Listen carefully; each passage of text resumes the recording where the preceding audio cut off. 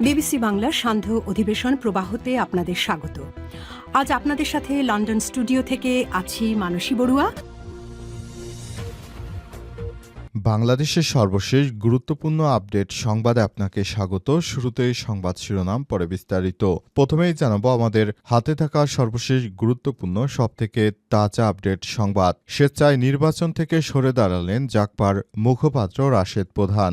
ঐক্যের বৃহত্তর স্বার্থে আসন্ন জাতীয় সংসদ নির্বাচনে অংশ না নেয়ার ঘোষণা দিয়েছেন জাতীয় গণতান্ত্রিক পার্টি জাগপার সহসভাপতি দলীয় মুখপাত্র রাশেদ প্রধান। তিনি জানিয়েছেন, নিজে প্রার্থী না হয়েও ঐক্যবদ্ধ রাজনৈতিক অবস্থানের পক্ষে মাঠে থাকবেন এবং সমঝোতার ভিত্তিতে প্রার্থীদের হয়ে প্রচারণায় অংশ নেবেন। তিনি আরও জানিয়েছেন, অনেকেরই আসন সমঝোতায় সমস্যা হচ্ছে, অনেকেই আসন কম পেয়েছে বলে অভিযোগ করেছে। তাই তাদেরকে আসন পাওয়ার ব্যাপারে সহায়তা করার জন্য এবারের জাতীয় সংসদ নির্বাচনে আমি অংশগ্রহণ করব না, আমি তাদের পাশে থেকে নির্বাচনে সহায়তা করব বলে জানিয়েছেন তিনি। এরপর জানাবো, সুষ্ঠু এবং নিরপেক্ষ নির্বাচন এখন সময়ের দাবি বললেন ড বদিউল আলম। সুশাসনের জন্য নাগরিক সুজন এর সম্পাদক ড বদিউল আলম মজুমদার বলেছেন, দেশের গণতন্ত্র রক্ষায় একটি সুষ্ঠু ও গ্রহণযোগ্য নিরপেক্ষ নির্বাচন এখন সবচেয়ে বেশি প্রয়োজন। তিনি বলেন, বর্তমানে রাজনৈতিক ও নির্বাচনী পরিবেশ ভয়াবহভাবে কলুষিত হয়ে পড়েছে, যা থেকে বেরিয়ে আসা আমাদের অনেক বেশি জরুরি বলে মন্তব্য করেছেন তিনি।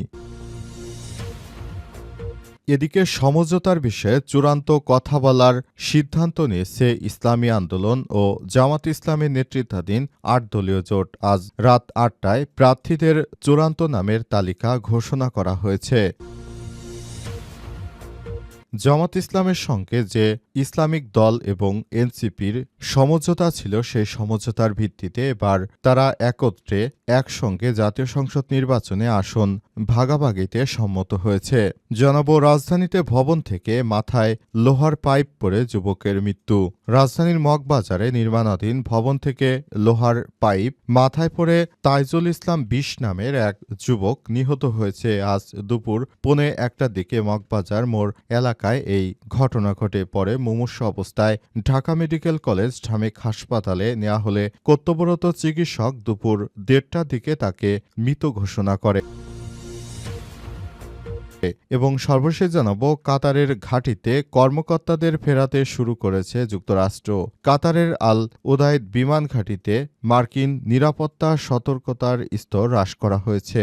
আজ এই ঘাঁটিতে উচ্চ সতর্কতা জারি করা হয়। এর ফলে ঘাঁটিতে বিমান ও সেনা কর্মকর্তারা ফিরতে শুরু করেছে। আজ বার্তা সংস্থা রয়টার্সের বরাতে টাইমস অব ইসরায়েলের এক প্রতিবেদনে এই তথ্য জানানো হয়েছে। ৩টি সূত্রের বরাতে রয়টার্স এই তথ্য নিশ্চিত করেছে।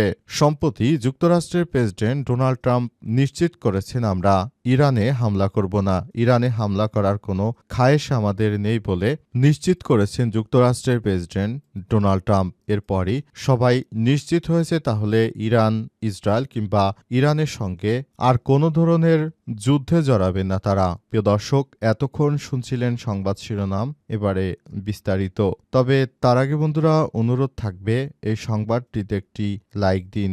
এই চ্যানেলে আপনি নতুন হয়ে থাকলে আমাদের সংবাদটি দেখতে দেখতে চ্যানেলটি সাবস্ক্রাইব করে রাখুন। কমেন্ট করে বন্ধুরা আপনার মূল্যবান মতামত জানিয়ে দিন আপনি বিশ্বের কোন দেশ থেকে বা বাংলাদেশের কোন স্থান থেকে আমাদের সংবাদটি দেখছেন এবং শুনছেন। আর বন্ধুরা, সংবাদটি আপনার সোশ্যাল মিডিয়া ফেসবুকে শেয়ার করে বন্ধুদেরও দেখার সুযোগ করে দিন।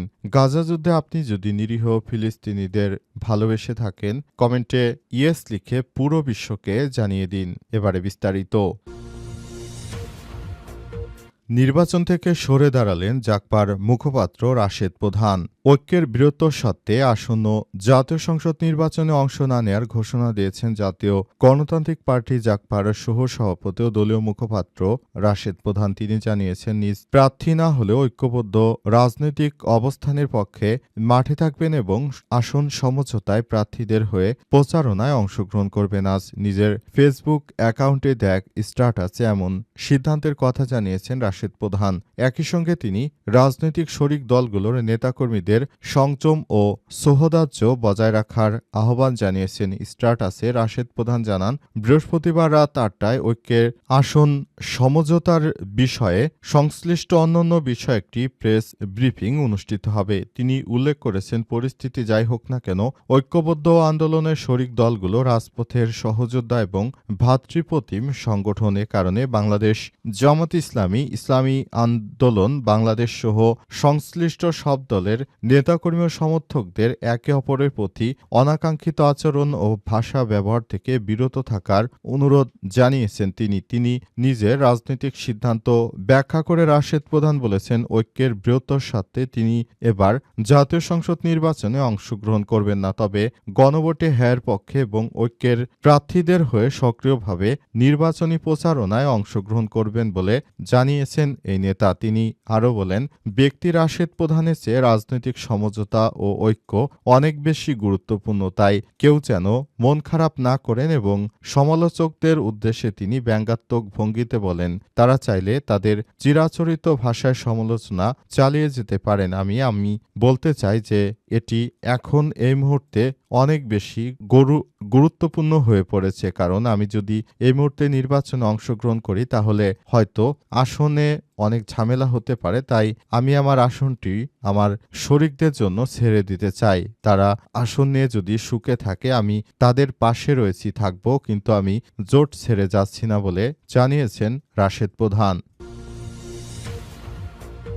সুষ্ঠু ও নিরপেক্ষ নির্বাচন এখন সময়ের দাবি বলেন ড বদিউল আলম। সুশাসনের জন্য নাগরিক সূচন এর সম্পাদক ড বদিউল আলম মজুমদার বলেছেন, দেশের গণতন্ত্র রক্ষা একটি সুষ্ঠু, গ্রহণযোগ্য ও নিরপেক্ষ নির্বাচন এখন সবচেয়ে বেশি প্রয়োজন। তিনি বলেন, বর্তমান রাজনৈতিক ও নির্বাচনী পরিবেশ ভয়াবহভাবে কলুষিত হয়ে পড়েছে, যা থেকে বেরিয়ে আসা এবং মৌলিক সংস্কার অত্যন্ত জরুরি। তিনি আরও মনে করেন, এবারের জাতীয় সংসদ নির্বাচন হবে ইতিহাসে সবথেকে ভালো। তাই সবাইকে বলতে চাই, সুশাসনের জন্য অবশ্যই আমাদেরকে ভালো একটি সমাজ বিনির্মাণ করতে হবে। রাজনৈতিক স্থবিরতার কারণে দেশের মধ্যে চলমান বিভিন্ন সংকট তৈরি হয়েছে। এসব সংকট থেকে সবাইকে বেরিয়ে আসতে হবে বলে মনে করেন তিনি আরও মনে করেন, নতুন বাংলাদেশ গড়ে তুলতে হবে। সেজন্য আমরা সবাই অনেক বেশি সক্রিয় অবস্থানে রয়েছি। সবাই চাই এবার নতুন করে পুরো বাংলাদেশটাকে সাজিয়ে গুছিয়ে চালাতে চাই। তিনি আরও মনে করেন, নতুন বাংলাদেশ গড়ে তোলার জন্য সবাইকে একযোগে কাজ করতে হবে এবং পুরো বাংলাদেশটাকে একটি সিস্টেমেটিক ওয়ের মধ্য দিয়ে বাংলাদেশটাকে আবারও সুন্দর ও সমৃদ্ধ করে নিতে হবে বলে মনে করেন তিনি। সেজন্য সবাইকে পুরো বাংলাদেশের হয়ে কাজ করার জন্য আহ্বান জানিয়েছেন। যে যেখানেই থাকুক না কেন সবার জায়গা থেকে নিজের দেশকে ভালোবাসতে হবে, সবার আগে বাংলাদেশের কথা ভাবতে হবে বলে জানিয়েছেন তিনি। সমঝোতার বিষয়ে চূড়ান্ত কথা বলার মতো অবস্থা এখনও তৈরি হয়নি বলছে ইসলামী আন্দোলন। ইসলামী আন্দোলন বাংলাদেশ জানিয়েছে, এখন পর্যন্ত আমরা জোটে রয়েছি, তবে জোটে থাকব কিনা সে বিষয়টি নিয়ে এখনও চূড়ান্ত কোনো বিষয়ে আলাপ আলোচনা করা হয়নি বলে জানিয়েছেন তিনি আরও মনে করেন, আমরা চাই বাংলাদেশটাকে সুন্দরভাবে সাজিয়ে গুছিয়ে চলতে, সুতরাং এই জায়গা থেকে আমরা এক পাও পিছপা হব না। নতুন বাংলাদেশ গড়ে তুলতে চাই, কিন্তু বিভিন্নভাবে বাধার সম্মুখীন হচ্ছি। একসঙ্গে ১১ দলে যে আসন সমঝোতার বিষয়টি ছিল সেই বিষয়টি সামনে এনে তিনি আরও মনে করেন, আমরা নতুন করে সবকিছু দেখভাল করব। এই বিষয়টি নিয়ে তিনি কথা বলেছেন। তাই নতুন করে সব সমস্যার সমাধান করার জন্য নিজেদের মধ্যে আলাপ আলোচনা চালিয়ে যাওয়া হচ্ছে বলে দাবি করেছেন তিনি। তাই এই জায়গা থেকে সবাইকে আরও বেশি সতর্ক অবস্থানে থাকতে হবে এবং সবকিছু দেখভাল করতে হবে। নতুন করে বাংলাদেশটাকে সুন্দরভাবে গড়ে তোলার ব্যাপারে সবাইকে একসঙ্গে নিয়ে কাজ করতে হবে বলে মনে করেন চরমোনাই পীর। কিন্তু জামাতের সঙ্গে যে আসন সমঝোতার বিষয়টি রয়েছে সেটি নিয়েও তারা কাজ করছে বলে দাবি করেছেন তিনি।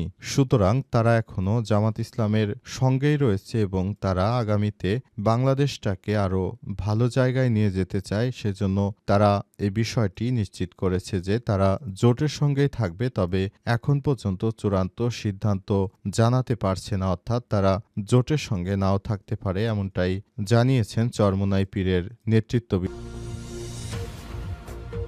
রাজধানীতে ভবন থেকে মাথায় লোহার পাইপ পড়ে যুবকের মৃত্যু। রাজধানী মগবাজারে নির্মাণাধীন ভবন থেকে লোহার পাইপ পড়ে তাইজুল ইসলাম ২০ নামের এক যুবক নিহত হয়েছে। বৃহস্পতিবার ১৫ই জানুয়ারি দুপুর ১:১টার দিকে মগবাজার মোড় এলাকায় এই দুর্ঘটনা ঘটে। পরে মুমূর্ষু অবস্থায় ঢাকা মেডিকেল কলেজ ঢামেক হাসপাতালে নেওয়া হলে কর্তব্যরত চিকিৎসক দুপুর ১:৩০টার দিকে তাকে মৃত ঘোষণা করেছে। নিহত তাইজুলের গ্রামের বাড়ি কুড়িগ্রামের নাগেশ্বর থানায় আকন্দপাড়া এলাকায়। দীর্ঘদিন ধরে তিনি ঢাকায় থেকে তারপর কাজকর্ম করতেন বলে জানা গেছে। এখন হঠাৎ করে তার মৃত্যু হয়ে গেল। পরিবারের একমাত্র উপার্জনক্ষম ব্যক্তি ছিলেন তিনি বলে জানা গেছে। তার পরিবারে শোকের ছায়া নেমে এসেছে। পরিবারের পক্ষ থেকে অনেক কান্নাকাটি এবং শোক সন্তপ্ত পরিবারের প্রতি অনেকেই তাদেরকে সান্ত্বনা দেওয়ার চেষ্টা করছে। তবে শেষ পর্যন্ত আসলে পুরো বিষয়টি কোন দিকে যায় সেটি এখন দেখার বিষয়। কারণ তাদের পরিবারের সদস্যরা একরকম মানসিকভাবে ভেঙে পড়েছে। পরিবারের একমাত্র উপার্জনক্ষম ব্যক্তিকে হারিয়ে পুরো পরিবারটি একরকম রাস্তায় নেমে আসার উপক্রম হয়েছে। তবে শেষ পর্যন্ত তারা যেন ধৈর্য ধারণ করে থাকতে পারে সেজন্য বলা হচ্ছে।